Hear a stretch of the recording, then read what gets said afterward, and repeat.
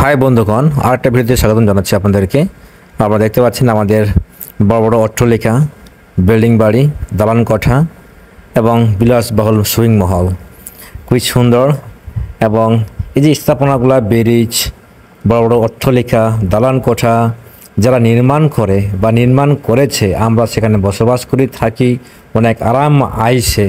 কিন্তু আজকে এই গল্প শোনাবো যারা এর পিছনে কারিগর রয়েছে, যারা খাটনা কষ্ট করে বানায়, তাদের জীবন কতটা কষ্টকর, কতটা কঠিন আজকে আমরা জানবো তাদের সম্পর্কে বলবো।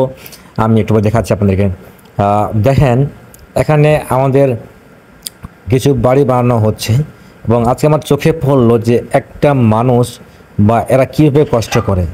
দেন ইট তারা মাথায় নিয়েছে 12টা করে, এবং তারা নিজেরাই মাথায় নিচ্ছে, নিজেরাই তারা উঠে যাচ্ছে।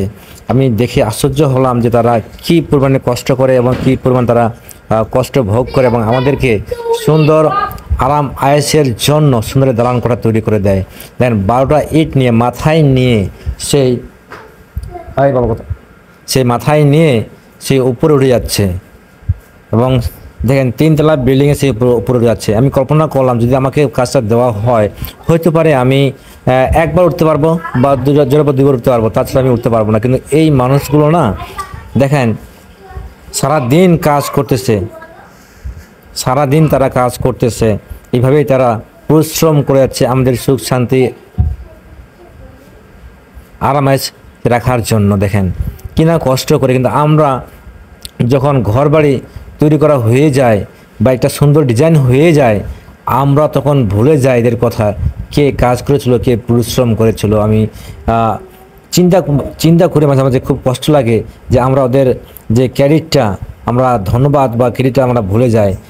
ওদের কারণে, ওদের কষ্টর পরিশ্রমের ফলে আমরা এই সুন্দর বিল্ডিং, সুন্দর অট্টালিকা, সুন্দর আরাম আইসে আমরা থাকতে পারছি। যদি ওরা না কাজ করতো, হয়তো পারে আমরা এই কম বিল্ডিং বানাইতে পারতাম না বা থাকতে পারতাম, হয়তো টাকা থাকতে পারতো, আমরা সেই বিল্ডিং বানাইতে কষ্ট হয়ে যেত।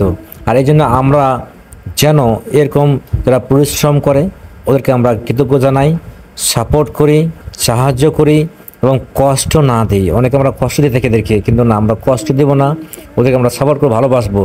তার জন্য তারাও মানুষ, তারাও কষ্ট করে, পরিশ্রম করে তারা টাকা উপার্জন করে থাকে। এবং কঠোর পরিশ্রম, শুধু পরিশ্রম না, এটা হার্ড ওয়ার্ক, মানে কঠোর পরিশ্রম করে তারা, অনেক কঠোর পরিশ্রম, যে পরিশ্রমের যে কষ্টের সীমা নেই। আর সেই কষ্টের বিনিময়ে আমরা অনেক সুখ শান্তি একটা বিল্ডিং পেয়ে থাকি, সেখানে বসবাস করে থাকি।